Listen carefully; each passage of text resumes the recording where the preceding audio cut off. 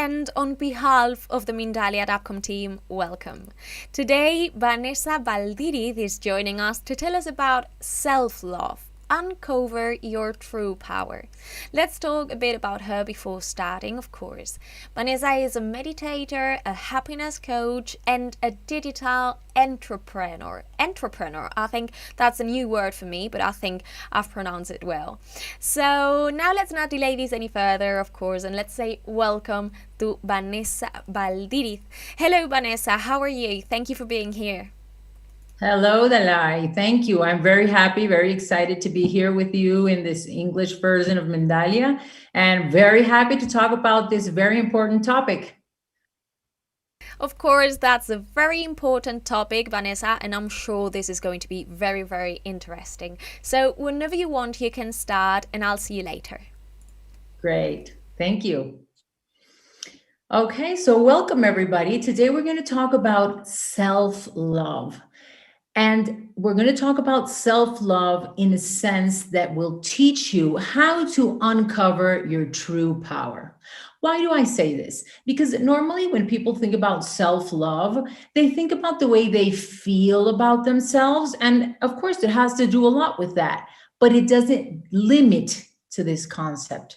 Self love has to do with everything you are capable of doing and of achieving in your life. It has to do with your relationships. It has to do with the level of success you have or you don't have.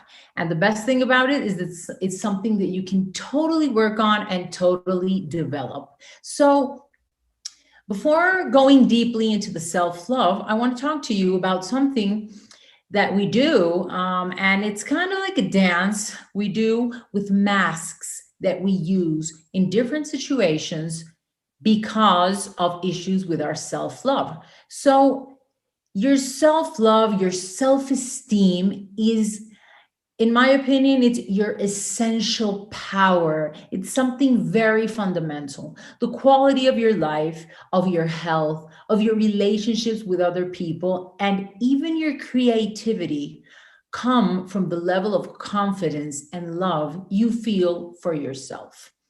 Loving yourself unconditionally and trusting, deeply trusting in your capabilities makes you a stronger person. And it also gives you the capability to accept and express your essence, your feelings, your preferences, just as they are, without fear, without inhibitions. And this is not something that occurs naturally for most people. A solid sense of self esteem is basically a manifestation of your spirit in your everyday actions. It's the direct connection with the power you have to create a reality that fills you with satisfaction, with fulfillment. When your self esteem is kind of stumbling, it's not that strong, when your love for yourself is faltering in some way or maybe in some area, you stop acting guided by your inner voice and you allow fear to take control of any situation in which this happens. And fear means separation. Fear is the opposite of love. Love is union. Fear is separation. So when you're driven by fear, you're separated from your essence. You're separated from the people you're interacting with, and you're separated from your creative power, which is something that is completely innate. You shouldn't be separated to it ever. But when fear comes in and starts driving your life, then you are. So there's people that feel that in general, they may have like a pretty solid self esteem, but maybe there are some areas where they feel insecure. Maybe it's in their professional life, in their love life, maybe it's in the friendship area. It can vary from person to person. There's other people who like are completely insecure in every aspect of your life. So it's very important to identify how are you doing with yourself, with your self love, with your self appreciation? And in order to identify this, you can ask yourself these questions like, what are the areas in your life in which you feel afraid, in which you feel doubts? in which you get that sensation that, I don't know, I think I can't do this. Think about that. Where do these doubts come from? So, when we're all born, the first thing we learn how to do is to wear a mask. And this mask comes with expectations, it comes with rules as to how I should behave, how I should think, what I'm allowed to say, and even what I should feel. Okay. So at a very early age, you start processing all of these norms and assuming that this is like a universal law. Like, for example, this is what boys do, this is not for girls to do, stuff like that. Don't be bad, that if you do that you're bad. And or you shouldn't be saying those words.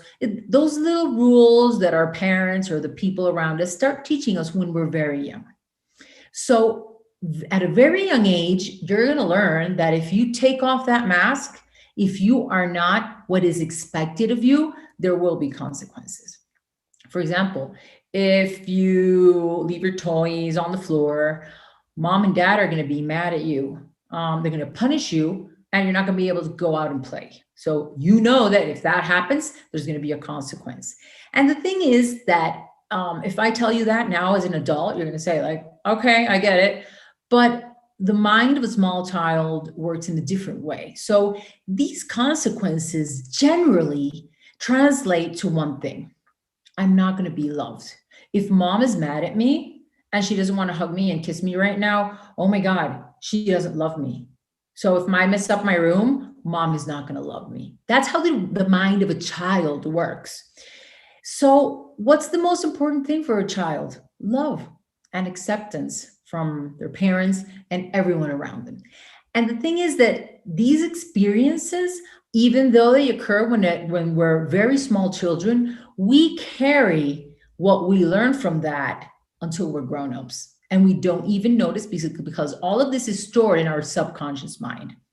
So the use of these masks and all the rules that came with these masks, they left some knowledge in you. They left some rules in you. So it's a completely unconscious process. And there are some cases, of course, where there are children that receive like negative reinforcement and like very harsh words like, you're good for nothing, you're not worthy, you're in the way, get out of here, you're just bothering me. And of course, a child that receives this kind of treatment will obviously be an adult with many, many insecurities. But there are many other cases in which the child was very much loved, received a lot of affection from their parents who would have given their life for them.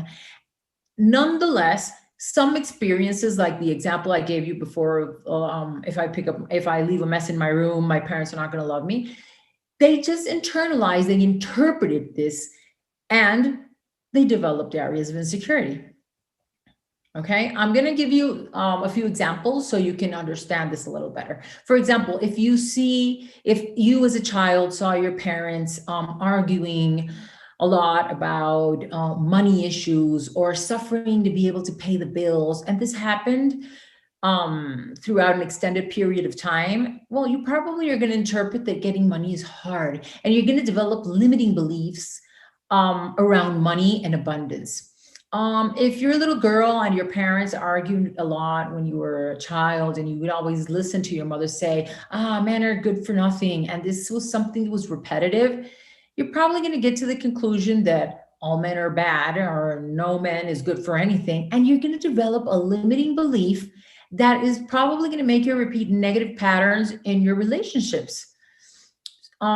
Is this true? What you've learned, like that getting money is hard and that men are no good? Of course not. Of course not. So for people who develop this kind of limiting beliefs, it is going to be a reality, and they're going to be struggling in these areas of their life because these limiting beliefs are in your subconscious mind, and they are governing your life, and you're not even realizing this. Okay. So in my book, I wrote, I gave these limiting beliefs a name that I'm going to translate for you because my book is in Spanish, but the name is like Mutilating Norms. Why? Because they're like norms that you follow subconsciously to you. They're like a universal truth, but they're mutilating your happiness. They're mutilating your freedom. Okay. So let's get back to the mask subject. At a very young age, you learned that not using certain masks had consequences. The problem is that many times you interpreted that act of discipline from your parents, or, pick up your room. That's not necessarily something that has to be mean. It's just like an act of love. Your parents are trying to help you be an orderly person since you're small. Nonetheless, you as a child, in a child's mind, interpreted that you would not be loved or accepted. And as kids or as grown-ups, we all want and need to be loved and accepted. So even if it was a random situation that didn't seem so important, those masks leave wounds behind. And in some cases, these wounds are the result of some kind of mistreatment, but sometimes it's just the result of a childish interpretation.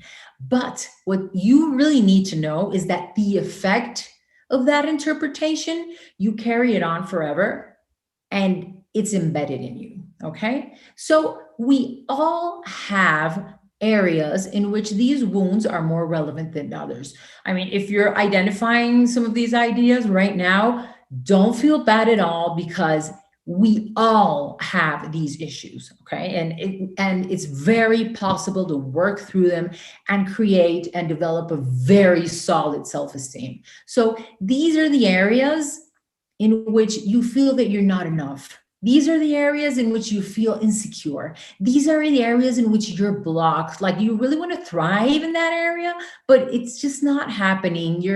It feels like there's a lot of resistance and things are just not flowing for you.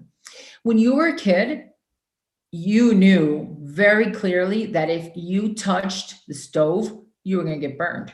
That is very hot. That hurts.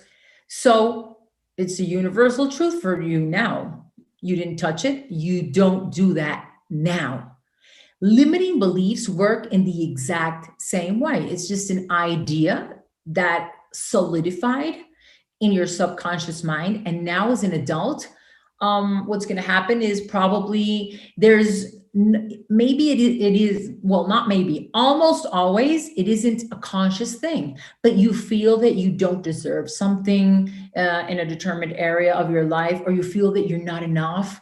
And if you feel that, you're never going to ask for what you really want. If you think, like, for example, that you don't deserve it, maybe you won't even consider that is actually a possibility for you, because you have that limiting belief. So what's happening is that we deny ourselves, we close ourselves, we block ourselves, and we don't even notice.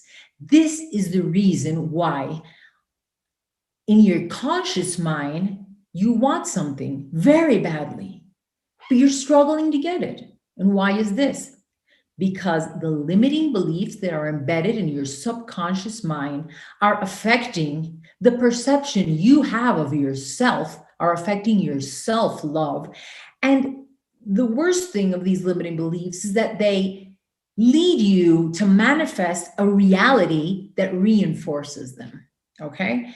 Why is that? Because these limiting beliefs cause patterns, behavioral patterns that we do, and they just validate that idea that you're not enough or you're not going to be able to do it. So if you think that you're not important enough, for example, when you're in that work meeting, you're not going to raise your hand and express your opinion openly. You're not going to demand the kind of treatment you want in, for example, your romantic relationship. You're never going to have time for yourself, or most probably you're not going to think that your dream of becoming an actress, a singer, a lawyer, or a doctor, or whatever it is you're dreaming about is reachable. You're going to think, no, that's really hard. You're always going to put others' needs before yours. And not only this, you are going to create the most fabulous excuses to mask this fear. And what is this fear? What is the origin of this fear? This fear is a lack of self-love. If I don't think I can do this, it's because I don't believe in myself that much. I don't love myself that much in that area. Okay. And this disconnects you from your creative power. So, a weak self esteem comes from the false idea that your value depends on things that you do. It depends on your achievements. If you can't do this, then you're really not that good. When your self esteem is weak, you think that making mistakes is bad and that failure is definite. Like, I failed, this is the end, I'm no good. You are also afraid that you're going to be rejected because other people are going to discover that you're really not that capable. Of course, all of this is false. And you know why? Because fear works in very powerful way. And what does fear do? Fear makes those limiting beliefs, those ideas that are not true, they make you feel that they're real. So fear makes an imaginary reality feel real. And what fear does is that it disconnects you from your creative power so that the real reality to you is a lie. And what is this real reality? This real reality is your power, your magnificence, your connectedness with everything there is, to your connectedness to source power, and the fact that you are capable of doing anything you believe you can do. Anything. So I want you to right now just take a breath and think, in what areas of my life do I feel limited? Do I feel that I'm struggling? Do I feel that I'm really not that capable of achieving my desires, my goals? Okay, so these are the sensations of a low self-esteem, and as I explained before, this problem originates in your beliefs. It doesn't have anything to do with the truth. Your ideas are keeping you, are blocking you from connecting with the truth that you are a magnificent being, that you are powerful, and you are capable of doing so much more than you can imagine right now. These limiting beliefs won't even let you see the possibility that something like what I'm telling you could be true. So, how do we do to break this cycle? What do we have to do to break this cycle and stop feeling that these limiting beliefs are true? Because that's the problem. I can understand it's a limiting belief, but if it feels true, it's going to block me. So, it's very simple. And we do it with baby steps, one step at a time. And this is a very important thing that I need you to understand, because some people think that in order to like have a solid self-esteem, you need to create like massive change. And that is not the reality. What really happens is that you take very small baby steps every single day. And this has a cumulative effect. And when you do this consistently, you're going to wake up one day and you're going to be, wow, I'm a different person. This is incredible. I didn't even notice this happened. And that is how great transformation occurs. I'm going to quote one of my favorite authors, who's Wayne Dyer. And he used to say, don't believe your thoughts. Don't believe every thought you have. It's don't believe every thought you have. Let's start by that. That's a very important baby step. When you get those ideas, those limiting beliefs, okay, I'm getting that idea, I'm getting that feeling, I'm not going to believe that thought. That's the first baby step we're going to take, okay? And prepare yourself, because if you start doing this, you are going to find that you are creating changes that are very powerful, and you're going to do that really fast. And I'm going to explain in detail what you're going to do. But once you decide that you want to break free from those limiting beliefs, everything is possible for you. And I'm not exaggerating the tiniest bit. Everything is possible. So just remember this: reprogramming that subconscious mind, like breaking those limiting beliefs and replacing them with empowering beliefs is a gradual process. You do not have to do this in one day to start feeling changes. As I said before, small baby steps every day create huge change, like really huge change. You're going to feel a difference. You're going to understand that there are other ways to see your life, to see yourself, and that not all of those ideas and negative thoughts that you have about yourself are true. As a matter of fact, none of them are true. It's your decision to make, actually. Your beliefs determine your perception, and your perception is going to define your experiences. So I'd like you to write this down. This is very important. Your beliefs determine your perception of yourself, of the situation you're in, of others, and your perception is going to define your experiences. This is why, if you want to change your experiences, we have to go to the root cause. We have to start by working on your beliefs, okay? So if you feel that you were completely flawed, or that you made a mistake in the past and this has marked you forever, or if you decide to believe you cannot do it, that is going to translate into an experience that is going to strengthen that limiting belief. And I know that it can feel scary to think that it could be different, but it can. So when you start to think, okay, it could be different, what's the first thing that's going to happen? And I'm going to warn you, because if this happens to you, I want you to know so that you can control the situation. This little voice is going to start coming up and saying, oh my God, but what if I'm disappointed? What if it doesn't go right again? What if I'm wrong? What if I make a mistake? What if I fail? Remember Wayne Dyer, don't listen to those thoughts, just ignore them. And they're going to come back. So you have to be very mindful of the thoughts that are going through your head and identify the ones that are believing that you're believing, so you can just stop. If you want things in your life to be different, you have to start acting different. You have to start living, feeling, thinking in a different way. Do it. It will be different. You know, Michael Beckwith compares the effect of limiting beliefs to ride a bicycle, but with the brakes on. You're going to have to do like a huge effort to move just a little bit. And I think this is a wonderful example, because this is exactly what happens. So when you release those limiting beliefs, it's like you let go of the brakes and you can just flow.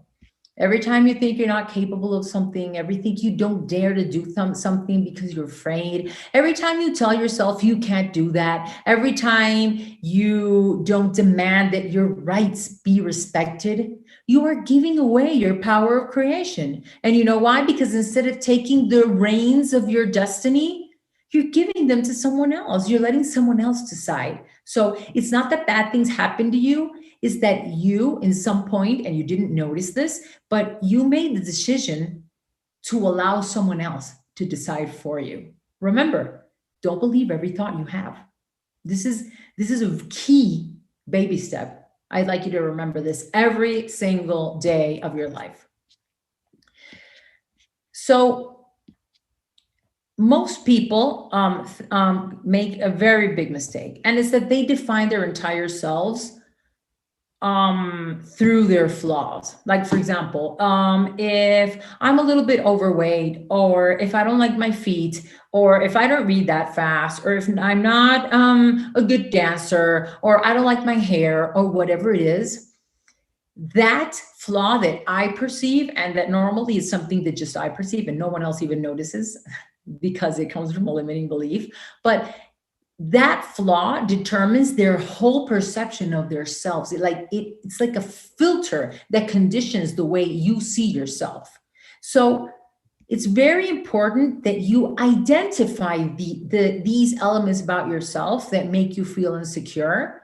And, you know, people that are really successful can say, for example, well, okay, I'm not such a fast writer, but I'm really good at designing strategy. And then they focus on their strengths, not on their flaws. Okay. So when your self-esteem needs improving, you're going to notice that you have that flaw, and you're going to just focus on that, and that is going to affect everything in your life. So when this happens, please be mindful of your thoughts. And when this happens, remind yourself that you need to accept your humanity as you are. You need to love yourself unconditionally, just like you love like your closest people. You do not need to comply with any kind of rules to love yourself. I mean, the more you embrace those flaws you have, the more secure you're going to be. Okay, yeah, well, I'm not perfect. Who is? Actually, no one is. So just focus on your strengths. You want to change something about you that you don't like? That's great. Go ahead. But make sure that intention to change comes from a place of love and a very deep respect and appreciation for the magnificent and deep and transcendent being that you are, and not from shame or rejection towards yourself. Okay? So developing this self-acceptance is a process that will empower you spiritually. It'll allow you to be true to your own essence, to connect with your real purpose. And when you do that, you start flowing towards a new reality that is coherent, that is filled with inner peace, that feels good, and that will allow you to feel successful in your own terms, because success has to be on your own terms. Success doesn't have to be what other people think it should be. It should be what you think it should be, what you know it is. Okay. So you don't have to ask for permission to be who you are or try to please other people. You have to be true to yourself. So a healthy self-esteem will give you the freedom to live and act not based on others' approval, but moved for a very deep respect and love for yourself. When you really believe in yourself, in what you're capable of doing and what you really deserve, it's impossible that you don't manifest your deepest desires. When you love yourself, you will find your path. You will become light. You will become an example to others. When you let your light shine through, you will give permission for other people to do the same thing. So you came to this world for a reason. Your mission is to accept it and live it. And the deepest frustrations people can have is not accepting their own truth. Your truth is beautiful. It's magnificent. It's wonderful. So remember, this is a gradual process.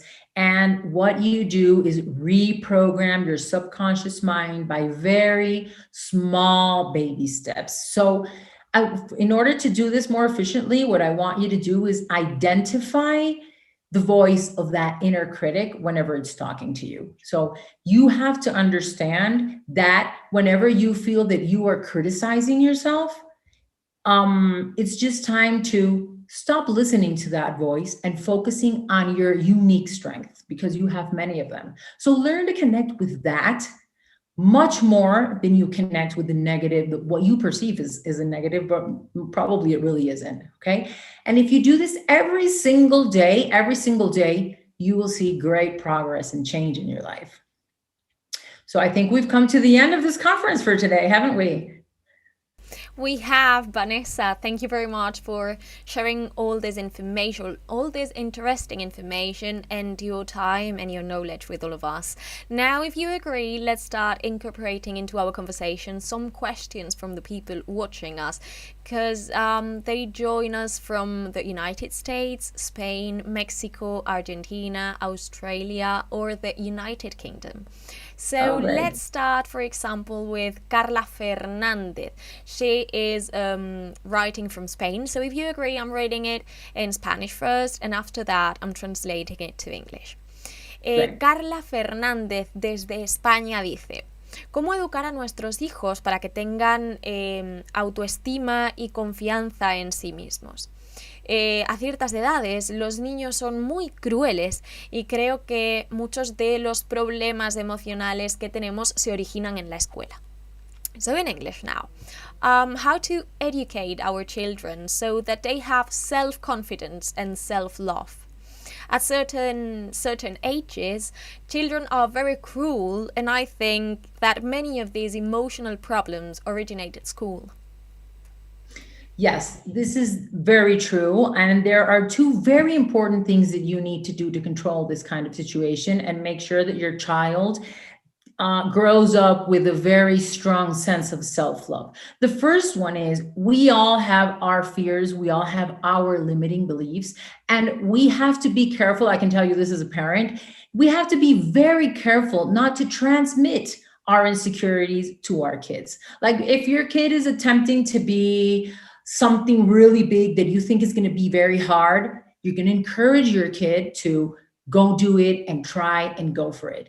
As for the relationship with other kids, what I think you should do is reinforce the positive aspects of your child, the value at home every single day, and explain that people who are cruel and who are bullying other people are doing this out of their own insecurities and out of their own lack of self-love, because people who truly love themselves do not pick on other people and are not mean. They just love other people. So this is something that you can talk about with your child every day at home, and you should, so that he will understand that he's not doing anything wrong. The others are.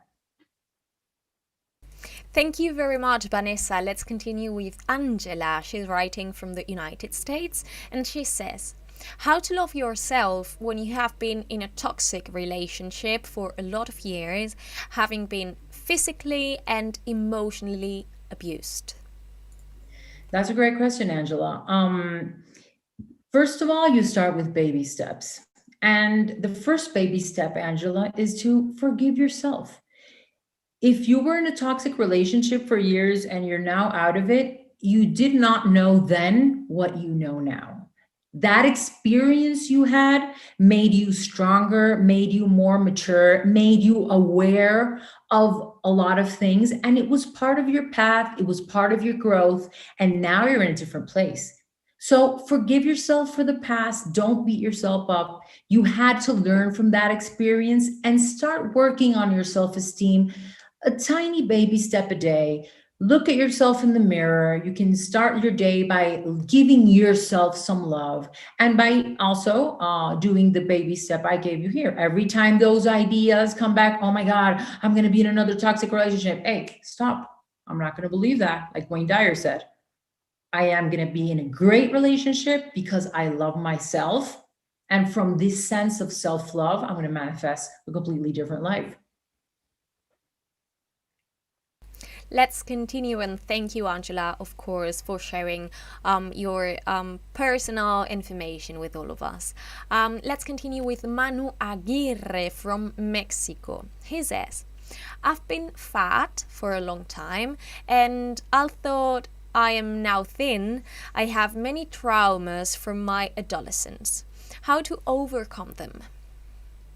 Okay, so this, I imagine that those experiences were like maybe bullying from other people. So the first thing you have to do here is those people who created this trauma for you, this is real. This is completely real. But the thing is, when you hold on to that, it affects you. It doesn't affect those other people. So what I want you to start working on right now is on forgiving those people that maybe bullied you or said nasty things to you. You know that that comes from their own insecurities because you've learned that today. So forgiveness is for yourself, not for other people. You don't even have to see those people ever again in your entire life if you don't want to.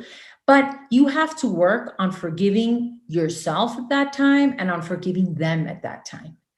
And simultaneously, start giving yourself some love every day. We're very harsh. We don't realize this, but normally we're very harsh on ourselves. We're very judgmental. We're very perfectionist. And we don't love ourselves enough. We're like, okay, I've lost, I don't know, 100 pounds, but no, it's still not enough. Like, celebrate your success. Give yourself that love. Acknowledge all the path that has led you here and work on that every day. And every day also work on that forgiveness, because that doesn't happen in one step. You may have to, work on it a little bit every day until you can honestly say it's over. And it doesn't matter how long that takes. Every small progress you make will improve your life greatly. Thank you very much, Vanessa, for this beautiful answer, and we hope it helps. So let's continue with Juliet. She's writing from Australia, and she says, I have a lot of stage fright, but I adore music and I would love to be a singer. How can we overcome these types of fears? Oh, I really understand that one. So I'm going to tell you something. When I started doing this that you see me doing right now, I started with a blog because I was terrified of sitting in front of a camera. So I was like totally procrastinating. I was like, yeah, I'm going to open my YouTube channel. Yeah, next week. And I procrastinated on that for months because I was insecure, until one day I like something clicked and I'm like, what am I doing? I mean, I have this goal. So what I did was like, I sat down, I wrote a script, and I just went for it. So I'm sharing the story with you because what you have to do is just acknowledge your fear, go like, okay, yeah, I hear you, you're here, and do everything you need to do to like level it down a little bit, like rehearse properly, all those things that will make you feel more confident. But eventually, you're gonna always be afraid. So just go for it. Like you need to book that gig on some place that you want to sing. Go ahead and do this. And remember, you're never going to feel completely prepared. And this is normal. You're always going to be having that self doubt. Just don't listen to it. Just go for it. And when you're on that stage, just breathe in, close your eyes, and think of all that love and all that energy that you want to share with all that people around you, and focus on that. I'm sure you're going to do great. I'd love to see you sometime. Let's continue with one question more, the last one for today. Scarlett from the United Kingdom. Do we all have a purpose in life? I feel like I don't have any talent, and that makes me always feel less than everyone else. That's a spectacular question, Scarlett. Thank you very much for asking that. And yes, we all have a purpose in life. The reason you're experiencing this disconnection from your purpose is because you are not accepting yourself fully as you are. And you're not, of course, you're not even noticing this. That's why I'm like bringing it up forward so you can see it. So what happens that normally you how to connect with with your purpose. Start identifying what you like, what you enjoy, what you love doing. Maybe you love baking cookies, and what's happening is that you're telling yourself, baking cookies, what the hell, that's no one's purpose. Like baking cookies is ridiculous. No, it's not. Like for the people who develop like Chips Ahoy, that's like a humongous brand, that is something huge. So whatever it is, if you like making little mittens for kittens, if you like taking care of little babies, value whatever it is that you love to do, because that is the direct connection to your purpose. That when you feel that you're in your element. Before I turned into a life coach, I used to work in the corporate world. And of course, when I talk to my corporate friends about leaving the corporate world and being like a happiness coach and teaching meditation, they were all like, what? That's too woo-woo. Like, what are you doing? And that made it really hard for me to make the decision. Like, I was like, oh my God. Until one day I was like, hey, this is my life. I hate my job. I'm not going to live like this. I'm going to do what I love. So whatever that is that you love, that I don't know if it's gardening, baking, or maybe it's something different. Maybe it's like politics. No purpose is better than any other. We're all different people, and you can do beautiful, spectacular, wonderful things that will make you very happy and that will impact the lives of others if you're just faithful to yourself. Whatever it is that you love and enjoy and makes you feel passionate. Vanessa, it has been a real pleasure for me having you here today and sharing this space with you. Thank you very much. And of course, I'm giving you a few seconds to say goodbye or for sharing your final thoughts if you want. Dalai, thank you so much. I had a great time. Thank you for inviting me again. And to everyone here listening, self love is something you can work on just like you work out in the gym. You go to the gym and you get a little better every day, a little stronger every day. The same thing happens when you work on your self worth, on your self love. So dedicate some time to do this every day, and you will notice beautiful, spectacular change in your life. A big hug to all of you all. She is Vanessa Valdiriz. Thank you very much one more time for being here, and of course, come back soon, please. Now, I have to say goodbye, but before doing so, I want you to know that Mindalia is a non-profit organization, and you can join us through our different platforms or channels: YouTube, Facebook, Twitter, VK, and Vaun Live. I also want you to know that you can enjoy all our content in Mindalia Radio, 24 hours of conscious content. And you can find this in our website, www.mindaliaradio.com. Before saying goodbye, I also want you to know that you can collaborate with us by liking our content, leaving us a positive comment, and of course by subscribing to our channel or different platforms, as I said before. And finally, if you want, you can donate through a link you will find in our website, www.mindalia.com. By doing so, you help us to keep creating more content like the one you enjoyed with us today. So, having said all of that and feeling really grateful, I am ready to say goodbye, but just for now, until a next Mindalia live streaming. Thank you very much.